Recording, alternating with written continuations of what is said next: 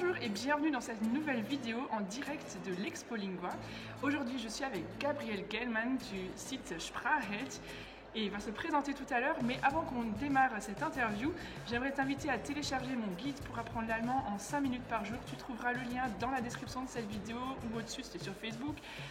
Et tu peux simplement donner ton prénom, ton email, je t'envoie tout ça dans ta boîte de réception. Alors, est-ce que tu peux te présenter s'il te plaît, Gabriel? Super. Salut, je suis Gabriel, je parle 5 langues et aujourd'hui je suis ici avec Jeanne à Expo Lingua. On va parler sur l'apprentissage des langues et je vais vous donner des tips pour apprendre l'allemand et des autres langues. Ah, super. Effectivement, vous avez vu, il parle vraiment bien le français, il parle donc 4 autres langues, avec l'allemand aussi. Donc vraiment, c'est un expert, c'est quelqu'un qui s'y connaît dans l'apprentissage des langues. Kannst du uns ein paar Tipps geben, wie du das mit den Sprachen schaffst? Wie lernst du Sprachen? Sehr gerne. Ja. Und jetzt auf Deutsch. Genau, das ist gut. Also der aus meiner Sicht wichtigste Tipp ist, so viel wie möglich die Sprache aufzunehmen durch Hören und wenn auch Interesse besteht, durch Lesen. Also das heißt, eine Sprache lernt man eigentlich nur, wenn man ein Gefühl dafür bekommt, wenn man sie die ganze Zeit hört, so wie Kinder eigentlich auch lernen. Genau. Und das Ganze, ich finde, da gibt es eine sehr gute Theorie dahinter, die kommt von Stephen Krashen und nennt sich Input-Hypothese. Okay. Die besagt, dass man eine Fremdsprache nur dann lernen kann, wenn man sie sehr, sehr, sehr viel gehört hat. Genauso wie Eltern mit ihren Kindern die ganze Zeit sprechen, aber was dabei wichtig ist, ist, dass der Inhalt immer verständlich ist. Also es wird jetzt nicht funktionieren, wenn ich Chinesisch lernen will und ich werde die ganze Zeit nur chinesisches Fernsehen schauen. Ich verstehe gar nichts und 20 Jahre später wird sich daran auch nichts ändern. Okay. Sondern man lernt dann am besten, wenn man aus dem Kontext sich Wörter und Phrasen erschließen kann und so sich langsam sein Sprachverständnis aufbaut. Also das heißt, ich fange an mit einfachen Texten, ich fange an mit vielleicht Lehrbuchtexte hören oder mit Kinderbüchern, wo ich mir die Wörter ausschließen kann und wenn ich weiß, worum es geht und mir ein Wort fehlt, dann kann ich mir vorstellen, was es ist und wenn ich es dann ein zweites Mal höre, dann fange ich es an zu verstehen. Ja. Und je öfter ich es höre, desto mehr bleibt es bei mir im Gehirn hängen und dann kann ich es später auch beim Sprechen anwenden. Et das finde ich super spannend. Donc, pour résumer juste en français, puisque vous avez une belle immersion là pour l'entendre en allemand, c'est vrai que c'est quelque chose dont je parle souvent, vous entendez plein de polyglottes le dire. L'immersion, le fait d'écouter, de lire la langue qu'on veut apprendre, c'est vraiment super important. Moi, je parle souvent de l'image du Sprachbad et de dire qu'on peut s'immerger tous les jours 5 minutes en prenant une petite douche et puis une fois par semaine prendre un bain où là on s'immerge un peu plus longtemps, on fait plus intensivement et puis d'aller dans l'océan, d'aller nager en Allemagne régulièrement aussi pour vraiment s'immerger. Mais ce qui est intéressant dans ce que tu dis, c'est le fait qu'il ne faut pas non plus se noyer. Et donc si on écoute de l'allemand mais qu'on ne comprend rien du tout, que c'est trop difficile, tu vas te noyer. Donc il faut effectivement se plonger dans la langue, écouter de l'allemand, lire de l'allemand, mais si tu débutes en allemand, si tu n'as jamais fait d'allemand de ta vie, ne va pas regarder tout de suite un film parce que tu vas te noyer. Mais commence avec des choses simples, avec justement comme tu disais, des Kinderbücher, donc des livres pour enfants, des choses très très simples pour que petit à petit tu puisses retrouver des mots et les comprendre au fur et à mesure et complexifier après les contenus, mais pas avoir des choses trop compliquées dès le début. Genau. Und wenn man dann viel hört und vielleicht auch viel gelesen hat und ein Verständnis hat und ein gutes Gehör für den Akzent hat, für die Sprachmelodie, weil das Problem ist, wenn man sehr schnell anfängt mit dem Sprechen, dann hat man auch gar kein Gefühl für die Sprache und dann passiert es oft, dass man eine schlechte Aussprache bekommt oder die Sachen falsch ausdrückt, aber wenn man sehr viel gehört hat, dann hat man ein Gefühl für den Klang und für die Satzstruktur und auch für Grammatikregeln, weil man einfach die ganze Zeit gehört hat und wenn man etwas nicht ganz so Passendes sagt, dann fühlt sich das komisch an. Ja. Also dieses Sprachgefühl, c'est genau, sehr wichtig. Ja. Je ne sais pas si ça existe en français ça.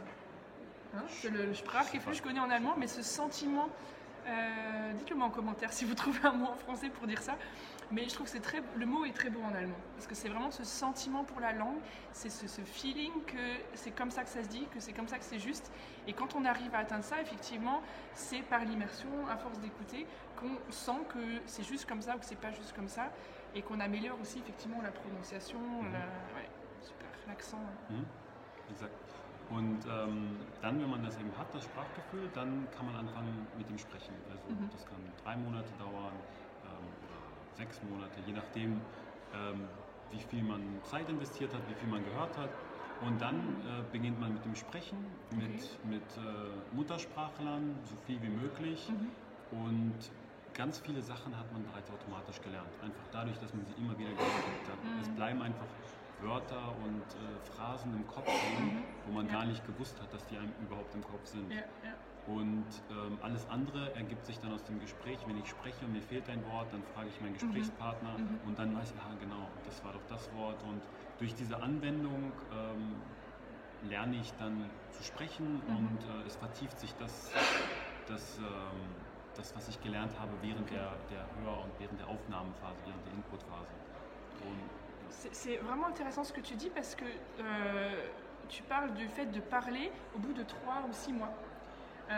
Donc c'est-à-dire que pour toi, c'est plus ta technique pour apprendre les langues, c'est vraiment d'avoir une période d'immersion où tu te plonges énormément dans les langues, où tu as ce sentiment de Sprachgefühl, je ne sais pas comment dire en français, je suis vraiment bloguée, de dire oui, c'est comme ça que ça se dit, et ensuite seulement tu te mets à parler.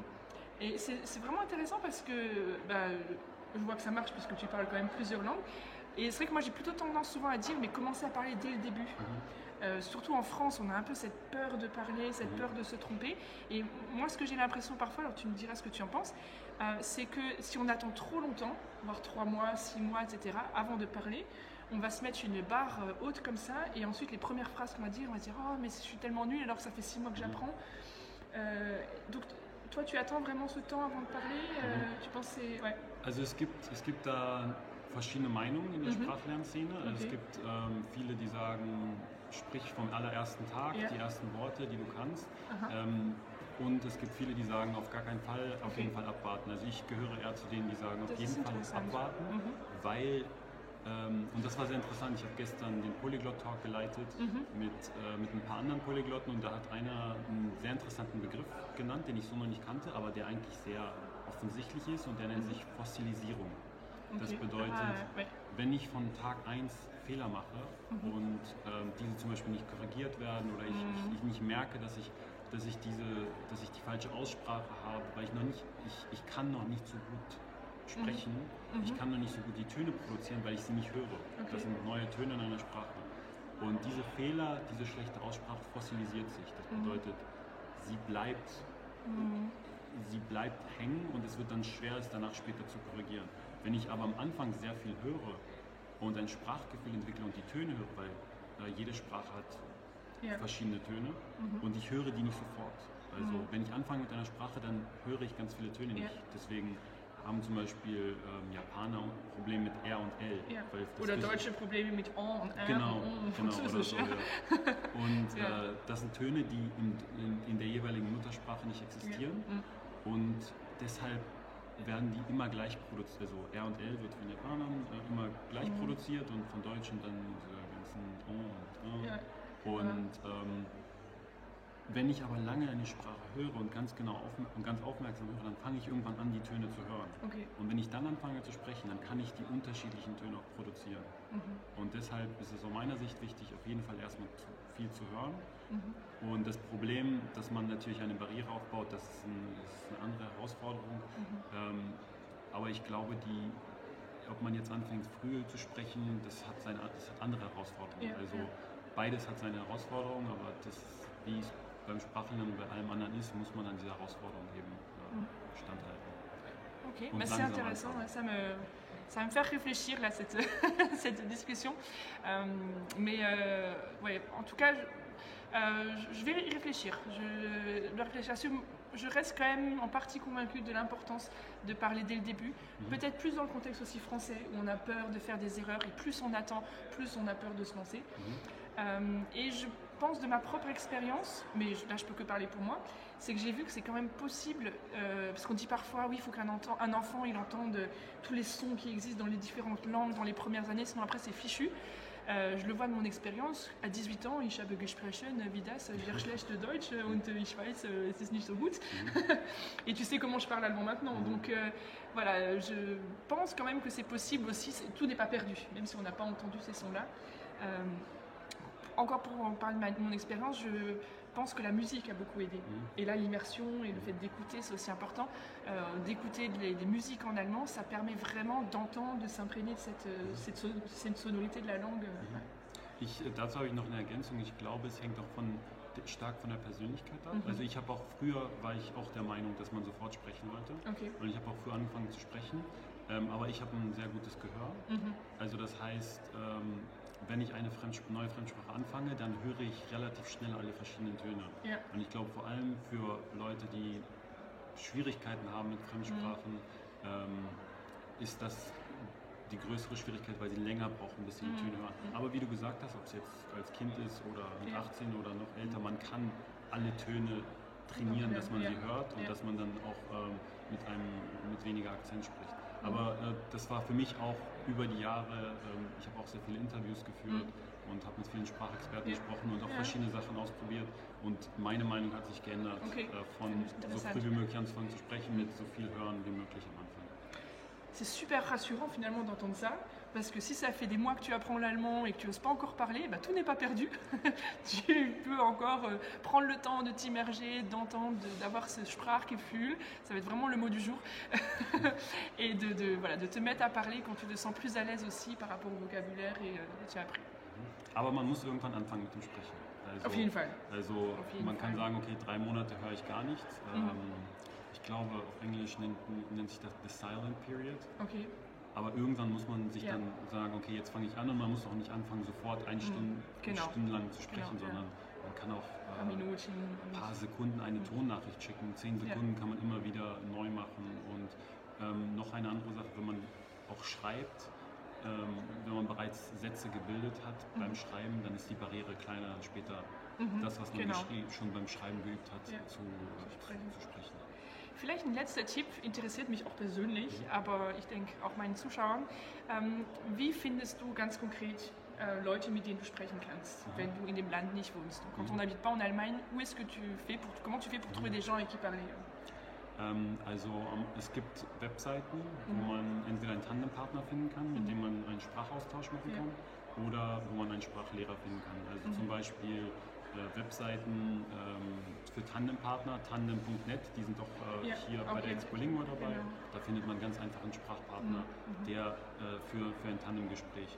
Oder wenn man vielleicht ein bisschen weniger Zeit hat und das Budget etwas besser ist, dann nutzt man italki, um einen Sprachlehrer zu finden, mit dem man dann sprechen kann. Oder es müssen nicht unbedingt Lehrer sein, die einem was beibringen, sondern da gibt es auch Community-Lehrer, mit denen man einfach nur sprechen kann. Also das heißt, bei Tandemgesprächen bezahlt man mit seiner Zeit, bei Gesprächen mit Sprachlehrern bezahlt man mit Geld. Also das heißt, je nachdem, was für einen besser zur Verfügung steht.